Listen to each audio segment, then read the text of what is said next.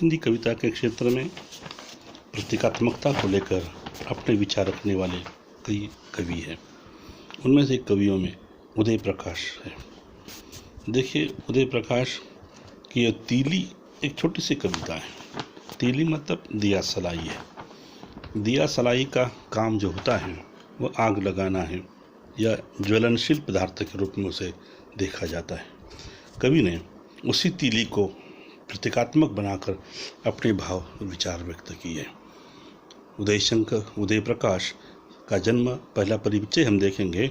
उदय प्रकाश का जन्म सीतापुर गांव में सन 1952 में हुआ।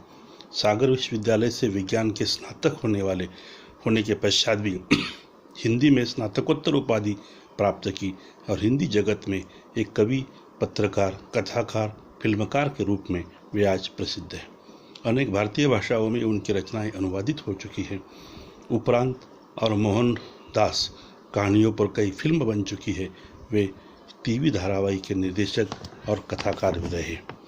उनका साहित्य संसार भी महत्वपूर्ण है, जिसमें 5 कविता संग्रह, 10 कथा संग्रह और 3 आलोचना हैं। आप अनेक पुरस्कारों से सम्मानित भी हैं।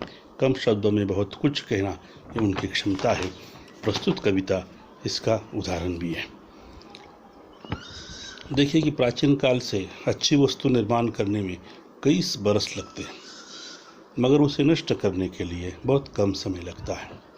यह हमारी एक विचारधारा है और मान्यता भी है। किसी भी असीम सर्वश्रेष्ठ वस्तु का निर्माण देश का गौरव होता है। उसे नष्ट करना गौरव नहीं, बल्कि देश का आत्मसम्मान को ठेस पहुंचाना जैसा होता है।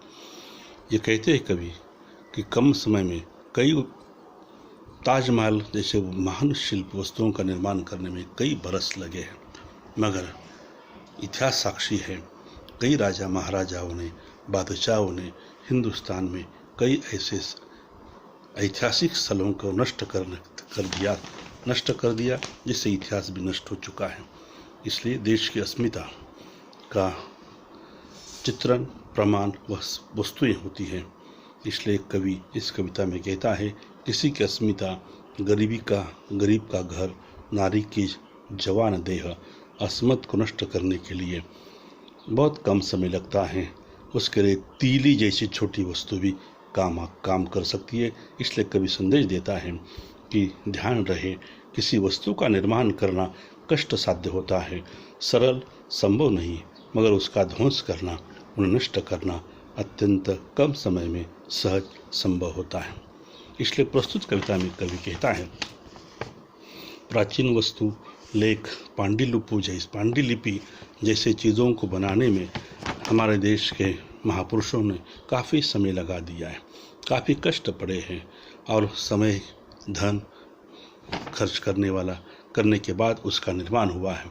परंतु आज आप देखते हैं कि उसे नष्ट करने के लिए शिलालेखों को नष्ट करना, पांडुलिपि को जलाने के लिए सिर्फ एक तीली काफ़ी होती है। तीली महान वस्तुओं को एक पल में नष्ट कर सकती है।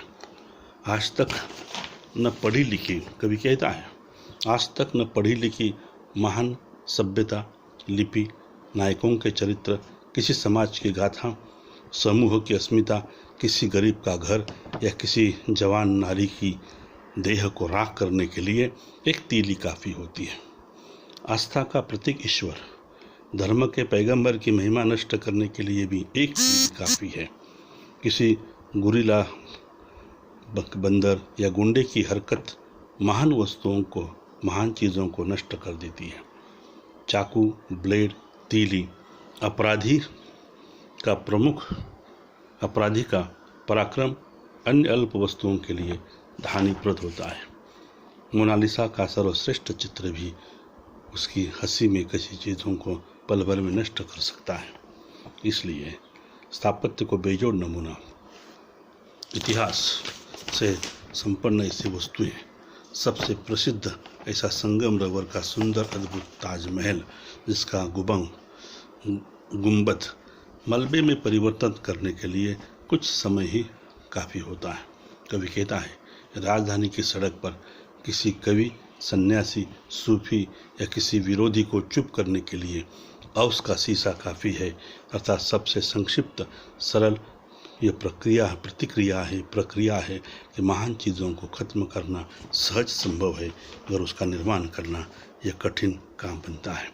और इसलिए इस प्रस्तुत कविता में उदय प्रकाश जी ने हमें संदेश दिया है, हे देशवासियों, महान वस्तुओं की हिफाजत करो, उसे नष्ट करना देश की अस्मिता को नष्ट करना है।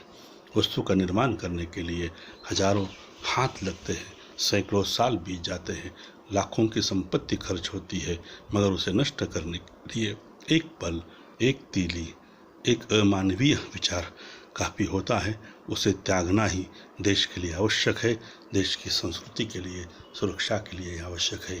यही महान संदेश दिया है, तीली को नष्ट करो, उसकी विचारधारा को नष्ट करो और महान इतिहास की रक्षा करो। यह संदेश उदय प्रकाश तीली नाम की कविता में देते हैं। धन्यवाद।